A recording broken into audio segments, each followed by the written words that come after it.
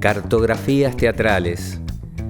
Una nueva temporada nos permite sumar otros mapas con la certeza de que nunca terminaremos de conocer nuestro territorio teatral, pero que es apasionante recorrerlo.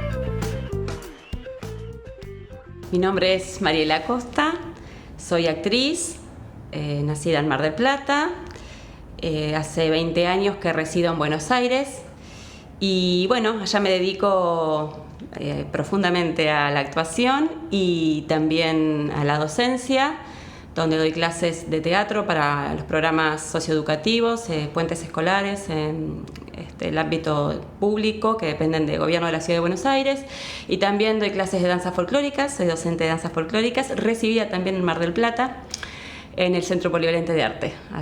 Ahí comenzó todo. Muy bien, bienvenida Mariela a este ciclo. Gracias. Que, como siempre decimos, intenta por superposición de mapas dar cuenta de una cartografía teatral que es muy rica, es muy diversa y que también está atravesada por trayectorias como la tuya, que tiene una etapa muy fuerte de formación y de producción en Mar del Plata, aunque ya hayas emigrado a la ciudad de Buenos Aires hace bastante tiempo. Hablemos un poquito de tus comienzos. Bueno, ya que está, retomo un poco lo que mencioné sobre el Centro Polivalente de Arte, porque ahí me formé, mientras hacía la escuela secundaria también teníamos doble escolaridad, ¿no? Doble jornada, y por las tardes hacía el trayecto para recibirme de maestra de danzas folclóricas. Y estudiaba, folclore, estudiaba de antes folclore porque mi familia era como ahí, que le gustaba mucho el tema del folclore. Y bueno, mi mamá decidió anotarnos a mí y a mis hermanas en el Polivalente. Y bueno, ahí un poco con la danza fui experimentando estar en los escenarios. Y luego el Poli tenía los sábados un taller de dramatización a cargo de Gerardo Lolaberri, que ha aparecido frecuentemente en el relato de muchos teatristas, y es importante para nosotros porque fue una figura realmente trascendente para la formación, por su mirada tan abierta, ¿no? Sí, totalmente. Bueno, en mi caso yo era mi profe de los días de semana, pero los sábados él tenía este taller, digamos, había que anotarse, era obligatorio hacer un taller dentro de la currícula, también había que hacer los sábados un taller a la mañana. Yo decidí hacer teatro porque veía las muestras de él a fin de año y me encantaban, me parecía maravilloso lo que hacía a nivel grupal, como con ese dominio en el escenario, en las puestas grupales, y bueno, me cautivaba mucho eso, a esa edad adolescente, toda esa grupalidad encendida contando una historia. Y decidí experimentar en los talleres de dramatización. Y bueno, pasó alguna vez que en uno de los ensayos para una de las muestras que él tenía que elegir algunos personajes que se iban a destacar un poquito más en esa muestra final, y bueno, nos hizo probar voces. Y bueno, preguntó a quiénes les gustaría tener algunos momentos solos o más destacados, y algunos levantamos la mano y me encantaba. Y bueno, ahí se puso de espaldas y nos hizo decir un texto que era algo muy simple. Y bueno, yo lo dije como con la mejor entonación que pude expresar en ese momento. Y dijo, a ver, esa. Y bueno, y me tocó ahí interpretar como un personaje que se destacaba más en el grupo. Y esa participación nos llevó luego al Teatro Auditorium, donde la presentamos. Y sentí que ahí algo picó, ¿no? Como que dije, qué lindo esto, me gusta, no me achicaba para nada, es más, me potenciaba esa situación. Fue una experiencia muy hermosa. Cuando termino el Poli, termino también pensando qué voy a hacer ahora. Como además mis hermanas estaban estudiando carreras como más, ¿cómo decirlo?, más formales. De corte profesional. Sí, por ahí, ¿no? exacto. Yo dije, uy, tengo que hacer también lo mismo. Igual desde parte de mis viejos no había para nada ninguna obligación a hacer nada de eso, no. Eran como que me dejaban, era más libre en esas decisiones, por suerte. Igual fui a hacer como un taller, un test, no sé, algo así de orientación vocacional, un encuentro que hacía una señora, no sé quién era, pero bueno, me entero, se hacía en la biblioteca, y nos dio ahí un par de ejercicios, y bueno, había que reconocer el espacio. Y yo me subí al escenario, no estaba dentro del espacio del escenario porque estaba apagado, como que no había, la idea era recorrer un poco el espacio, era un ejercicio que hacía ella. Y yo subí al escenario y no volví más al taller, como que una vez que hice eso dije, no, si yo ya sé que quiero hacer esto. Querías estar arriba del escenario. Quería estar arriba del escenario, entonces ahí me fui a anotar a la Escuela Municipal de Arte Dramático. Ajá. Y ahí, bueno, fue como un camino de ida. Qué bueno. ¿Hiciste toda la escuela Sí. o bien? Sí, hice toda la EMAD. Sí, no me acuerdo en qué año empecé, creo que fue, no quiero meter la pata, en 92, puede ser el 92, sí. Y sí, hice los... ¿Y ya comenzabas también a involucrarte en procesos de producción o mientras que hiciste la escuela era solo la formación? Sí. Bueno, en la escuela nos sugerían un poco que todavía que frenemos esa parte, ¿no? Porque por ahí no estábamos todavía preparados. Pero bueno, yo no, como siempre desoía bastante, me gustaba como ser más rebelde con esas cuestiones y tenía ganas ya de hacer cosas. Y armamos un grupo con una amiga y un amigo donde empezamos a armar como sketch de humor y trabajar en una plaza. Uh-huh. Y bueno, eso estuvo muy bueno porque me dio la posibilidad como de estar con gente, interactuar con el público así directamente, y resultaba muy bien, la gente la pasaba bien, se reía mucho. Luego actuábamos en la Vinoteca Perrier, hacíamos también el espectáculo ahí. Y me acuerdo que en una de las veces de las funciones viene Toto Castiñeiras a ver la obra y ahí lo conozco a Toto y empiezo a tomar los talleres con él paralelos a la escuela, a la EMAD. Que él estaba dando clown. Él estaba dando clown. Uh-huh. Y bueno, ya ahí hacia la escuela, la EMAD por un lado y los talleres de Toto. Entonces ahí tenía como unas contradicciones tremendas con todo porque eran como dos polos muy opuestos que hablaban de lo mismo en un punto. Sí. Pero en ese momento para mí eran como dos universos totalmente distintos. Producían contradicciones en esa actriz que se estaba formando. Sí, digamos. Muchísimo. Pero los dos lugares eran muy potentes para mí, o sea, lo que me daba la EMAD fue como fundar las bases, que fue muy importante hacerlo en ese orden, o sea, haber tenido la EMAD como los primeros pasos. Uh-huh.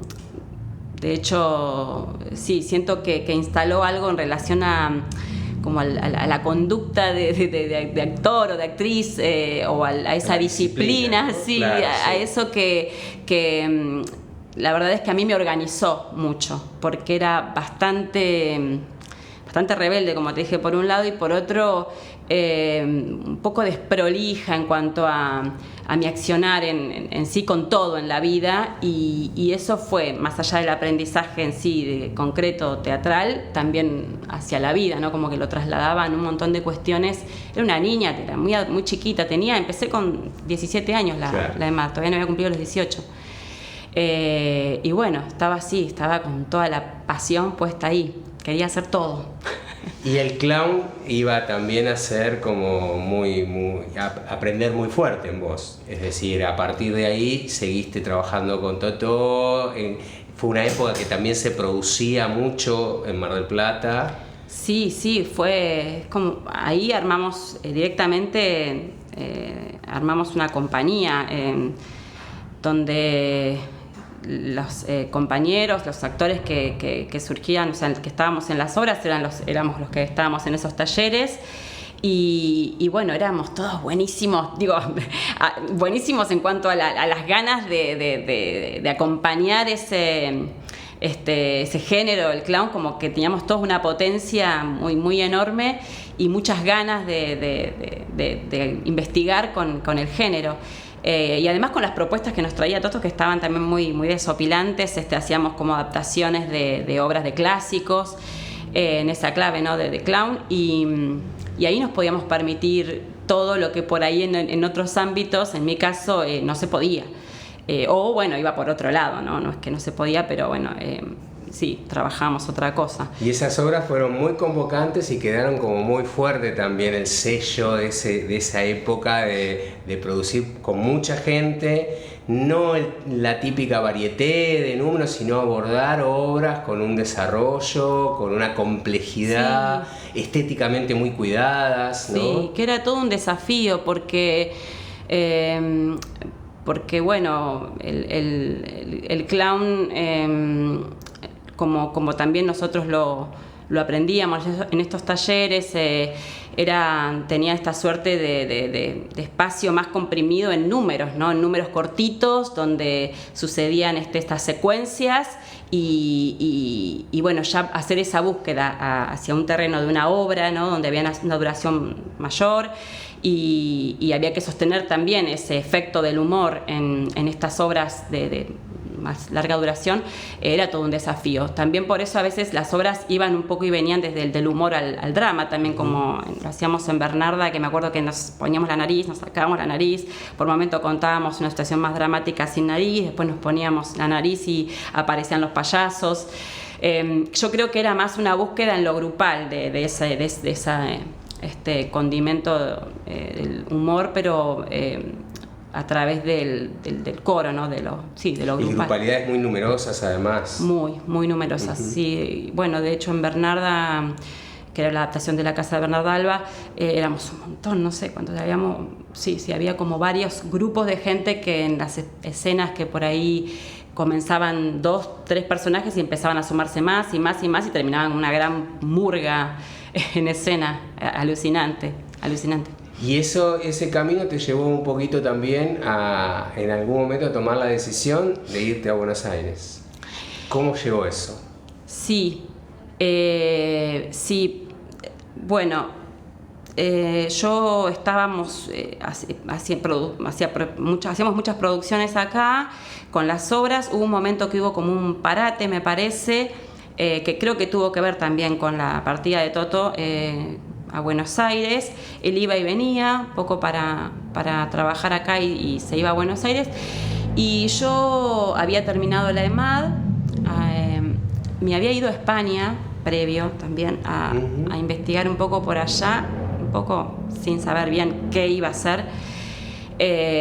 Y cuando volví, seguía como con ese deseo de querer recorrer, de viajar y de conocer, tener otras miradas, ¿no? Como tenía la edad también para hacerlo, era muy joven, las ganas, y lo que no tenía era plata, o sea, estaba sin un peso, pero en esa época también ayudaba a mi familia, o sea, mis viejos, mi mamá me tiraba como una onda de ir a vender verduras, vendía verduras en una citroneta, junté plata, ahí con algunos ahorros, y empecé a viajar a Buenos Aires porque tenía ganas de hacer algo allá, de conocer qué se estaba haciendo allá, porque venían como muchos comentarios, ¿no? Ay, tenés que ir para allá, porque no sé qué. Y bueno, allá un poco averiguando dónde podía estudiar, me recomiendan unos amigos o estudiar con Pompeyo Audibert o con Ricardo Bartiz. Y no sé si por proximidad del lugar donde estaba, terminé en el Sportivo Teatral. Pero ¿qué hacía? No podía irme a vivir a Buenos Aires porque no me podía sostener allá. Entonces viajaba todas las semanas, iba y venía en tren. En ese momento no había tanto control en el tren, así que no pagaba los pasajes. Digamos que me colaba. Y no sé cómo lo hacía, porque la verdad es que era toda una aventura. Yo me gustaba hacer esas cosas. Y bueno, iba los domingos, paraba en la casa de un amigo de Buenos Aires, hacía el taller los lunes y a la noche, a las 12 de la noche me volvía en el tren que salía para acá. La locura, o sea, no sé, lo pienso ahora y no sé cómo sostenía eso. La verdad era pura pasión, o sea, realmente estaba tan enganchada con lo que estaba haciendo y con lo que estaba descubriendo y conociendo que estaba alucinada y estaba dispuesta a todo, como no me importaba ir y venir en el día, nada, en el tren. O sea, era una locura, viajar 6 horas, hacer el taller y volverme. Eso lo sostuve durante un año. Bartiz me becaba en esa época porque conocía ahí la situación, yo creo que también había hablado con él, y fue un año que lo hice de esa manera. Después volví acá a Mar del Plata porque ya no podía viajar así, y un amigo, este mismo amigo que me daba alojamiento allá, me dice: mira, Marie, hay un puesto en la productora de Gastón Portal que es para hacer visualizaciones de programas de televisión, y me dijo: si venís, o sea, es tuyo. Yo hablé de vos, qué sé yo. Así que así, de un día para otro, agarré las cosas y me fui. Y la ahí tarea, ya me quedé. me acuerdo que era una tarea ardua de tener que ver horas y horas y horas y horas de televisión para registrar determinado momento que utilizaban en ese programa. Era así, digo, para los que no conocieron esa época de... Sí, miraba los programas detalle para ver esos bloopers, esas perlitas que aparecían en las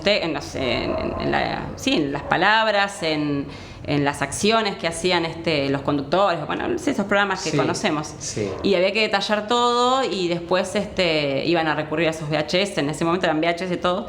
Y, es que qué vieja que estoy. Es un montón. Es un montón. Y bueno, ahí Y ahí te instalaste y no volviste más. Claro, porque ya ahí me podía pagar los cursos seguir estudiando con Bartiz, y ya podía decir, bueno, de una manera más digna podía hacer si venía a Mar del Plata pagaba los pasajes. Claro, ya no te tenías que colar.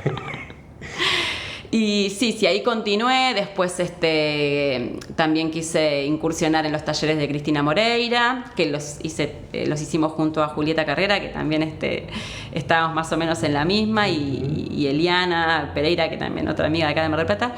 Estábamos las tres ahí y andábamos muy enganchaditas en todas las, más que nada en estos talleres de Cristina Moreira, que nos divertía mucho hacerlo, porque también ahí aprendíamos como un salpicadito de cosas y era buenísimo.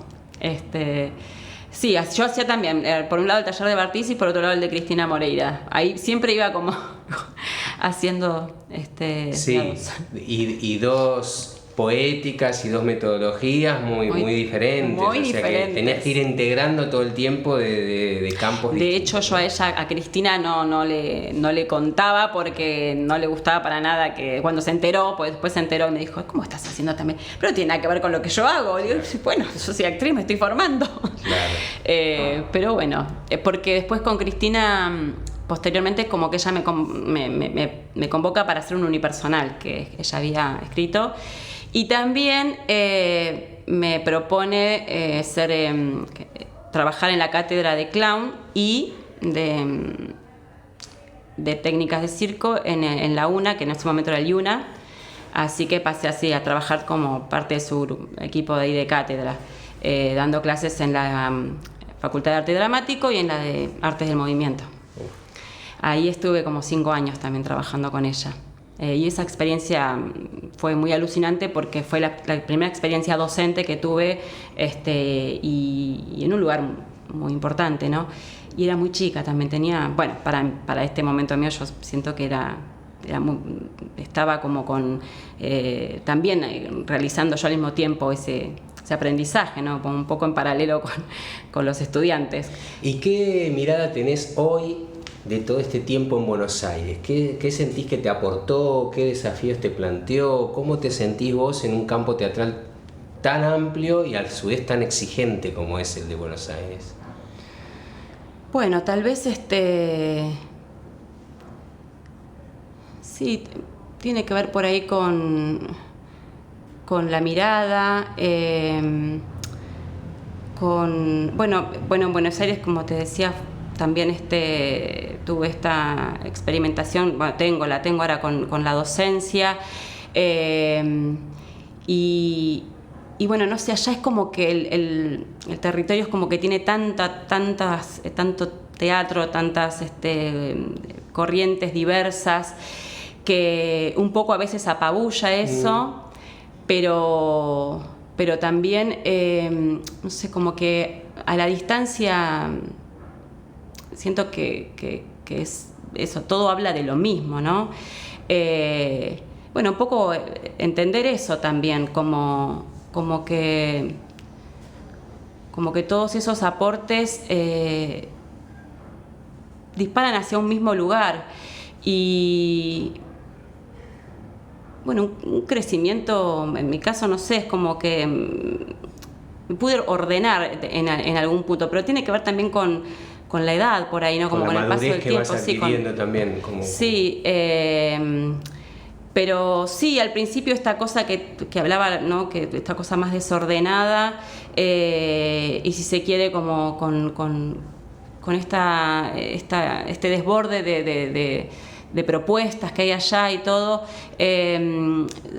me organizó en la mirada, en el entendimiento de lo que quiero hacer por ahí o por dónde quiero ir, al menos ahora. Va variando mucho, ¿no? También. Cómo quiero contar cuando estoy actuando, desde dónde, las obras, por esto lo traje siempre igualmente, que cuando me planto o me pongo a hacer a trabajar o a hacer un proceso así creativo, siempre está muy fusionado, aparece mucho el humor, aunque por ahí las obras no tienen ese contenido, pero es como que ya es parte de mi formación, de mi trayecto. No sé, es muy rico y sobre todo no sé, en la observación tal vez, el observar, el ver obras, el ver esos distintos lenguajes, miradas, formas de abordar un mismo tema de distintas maneras. Bueno, eso. ¿Ves mucho teatro ya? Últimamente no tanto, me está costando, pero porque, bueno, justo en el horario, bueno, en que suceden las obras, estoy con el pequeño, con mi hijito, entonces me cuesta, pero trato de cuando puedo ver. Tengo muchos conocidos, muchos amigos allá que siempre estamos en contacto y me van invitando y eso, y sí, me encanta. No tanto como quisiera ver, pero veo bastante. ¿Y te movés siempre en el circuito de teatro independiente o has tenido también algún tipo de inserción en otros circuitos como el teatro oficial, el teatro comercial? Sí, me hubiese gustado que en el teatro oficial me hubiese gustado tener más experiencia ahí. Hice una obra en el Cervantes que dirigió Rubén Mosquera, Las putas de San Julián, sobre una versión de La Patagonia Rebelde, y lo más alucinante de esa experiencia fue que compartíamos escenario con Osvaldo Bayer y luego hicimos giras con él, contando esta historia, contada por él ahí en primera persona, como haciendo este relato de sus escritos, y nosotros interpretando, bueno, estos personajes, ¿no? Y esa experiencia fue muy alucinante porque bueno, me permitió llegamos a ir al puerto de San Julián donde la obra está inspirada, y bueno, viajar con él era toda algo muy, muy lindo porque, bueno, primero por quién es Osvaldo, ¿no? Y lo que producía en esos lugares que íbamos, la gente nos recibía muy bien, y bueno, también el aprendizaje de estar junto a él, porque ni hablar que después teníamos muchas, nos invitaba a su casa, ¿cómo es que le decía? El tugurio me sale, y esas reuniones también, ahí esas tertulias con Osvaldo Bayer, no me las olvido más. Claro. Eso es muy, muy copado, fue muy copado, sí. Y en el ámbito audiovisual también tenés una experiencia muy interesante y muy singular, la de Malvinas, ¿no? Sí, en el 2013 viajé a las Islas Malvinas para realizar un corto que dirigió Julio Cardoso. Fuimos 3 personas nada más. La idea era presentar material, se presentaban 30 cortos que hablaban de Malvinas por los 30 años de la Guerra de Malvinas. Era un proyecto en ese momento de la Secretaría de Cultura. Y bueno, viajamos a través de la Universidad de Lanús y estuvimos una semana en las Islas Malvinas filmando no solamente escenas del corto, sino también poemas que pude leer en distintos lugares, distintos puntos de Malvinas, donde bueno, habían perdido la vida varios muchachos de Argentina. Entonces en cada punto Julio había decidido leer un poema de esa provincia. Por ejemplo, así, no sé, en algún lugar específico donde había un grupo de combatientes que eran de Corrientes, entonces se leía un poema correntino. Es un proyecto muy lindo que todavía no salió a la luz, que estaría buenísimo que en algún momento suceda, porque era, no sé, muy, muy interesante, muy conmovedor, y fue muy conmovedor hacerlo. Si bien, ya te digo, además grabamos las imágenes del cortometraje en el cementerio de Malvinas, en estos distintos puntos, en los pozos, en las trincheras, ¿no? También ahí. Para mí fue muy movilizante porque estando en el territorio ese me di cuenta de cómo me conmovía esa situación. O sea, cuando fui con una idea, pero estar ahí tocando hasta las mantas que estaban debajo de la nieve, no sé, cosas que vi que no podía creer que estaba eso todo intacto ahí, que había quedado como en aquel momento, 30 años después. Y además coincidimos con veteranos que volvían a las islas después de 30 años, justo en el mismo avión, sin saberlo, ellos bajaban también ahí. Por eso fue como fue una experiencia para mí inolvidable. Claro. Y con Julio Cardoso, que lo mencionabas, concibieron La Chinagueña, que te trajo también al territorio de Mar del Plata, sí, y que has venido con frecuencia. Hacemos una apretada síntesis de cómo fue ese proceso.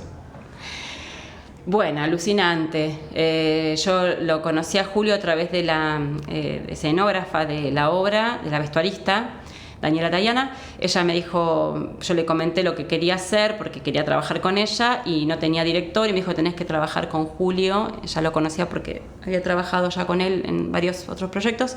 Y bueno, ella nos pone en contacto y yo le cuento a Julio las ideas que tenía.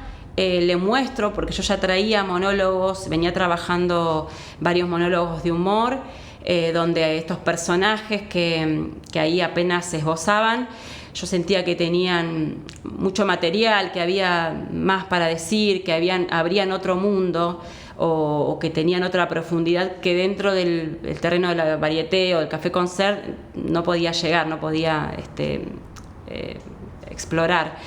Entonces le cuento, le muestro este material, y él ahí ve también una punta de cosas que él también tenía ganas de hablar, ¿no? Como esta fusión de culturas, en este caso la cultura china, la cultura milenaria, con por ahí, llevado acá en este caso con la chinagueña, Santiago del Estero, esta cultura con raíces como la santiagueña, y qué pasaba en ese choque, en esa fusión de estos personajes que habitan en un pueblito en Santiago del Estero, y de pronto viene al lugar una comunidad de migrantes chinos. Entonces, bueno, cómo lo toman los habitantes del lugar. Sobre todo en la obra lo que cuentas, 3 mujeres que se ven afectadas por esta situación. Y fue toda una búsqueda que hicimos como para integrar esos personajes, porque ya te digo, estaban los personajes al principio solos, y después dentro de ese trabajo corporal que buscamos, surge como esta impronta también que tiene la obra de ese diálogo y ese pasaje de un personaje a otro, que dialogan, ¿no? Prácticamente. Que dramatúrgicamente terminan como compartiendo, ¿no? No solo un escenario natural o geográfico, sino también atravesados por una historia en común. Sí, sí. Y fue una búsqueda muy, bueno, desde lo corporal a full, primero, porque yo ya lo otro un poco estaba, la palabra, o sea, la palabra debía surgir después, en la que Julio después se basa para también escribir la obra. Él escribió también la obra final, porque yo traigo estos textos o cosas que yo traía ya con los monólogos, pero en esa búsqueda de lo físico, ¿no? Creo que lo que fue más difícil fue hacer dialogar a estos personajes y que cada uno tenga su singularidad, ¿no? Cómo pasar de un personaje a otro sin que se contamine uno del otro, porque bueno, tenían que ser 3 mujeres distintas y bueno, creo que ese fue el proceso más largo y más difícil hasta que los personajes empiezan a encenderse como una lamparita y en una síntesis dice un momento, digamos, tiene un momento un personaje y puede dialogar con el otro al mismo tiempo sin que haya no sé, como sin que se contaminen, ¿no? Claro. Como ni se desdibujen, ¿no? Claro, desde la voz, desde la corporalidad. Claro. Bueno, fue muy alucinante esa búsqueda. Qué bueno. Vamos a ir terminando y pensaba mientras te escuchaba hablar con tanta pasión, ¿por qué seguís eligiendo hacer teatro? Bueno, yo creo que para mí el teatro es una de las pocas prácticas o cosas que me hacen estar en el presente. Yo lo vivo así, digamos, como ese estar ahí en ese momento.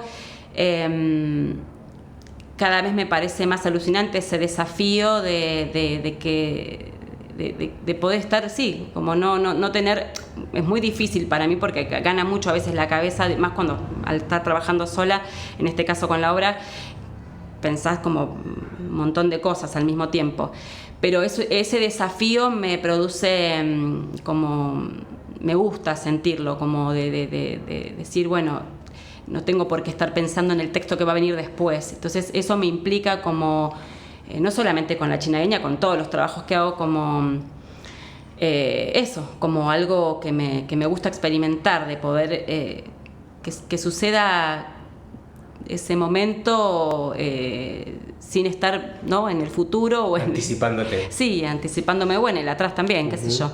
Entonces eso me gusta, el teatro. Y bueno, y la llama que se enciende ahí, que es algo que no se puede explicar, como hay algo ahí que se enciende de un orden que uno quisiera que así sea también la vida, ¿no? En el cotidiano. Bueno, igual no sé si estaría tan bueno, porque me parece que un poco nos volveríamos locos, pero ese gustito de sentir eso cada vez que uno está ahí en escena es único, y lo siento y sucede en el teatro, al menos donde yo lo experimento. Y bueno, y también lo que está vinculado a algo, en mi caso lo siento también como algo mágico, en ese suceso. Y bueno, me gusta que haya magia en la vida. Gracias, Mariela. Muchas gracias. Y así finaliza un nuevo episodio de Cartografías Teatrales. Te invitamos a conocer todas las entrevistas que forman parte de este podcast en nuestro canal de YouTube, Cartografías Teatrales.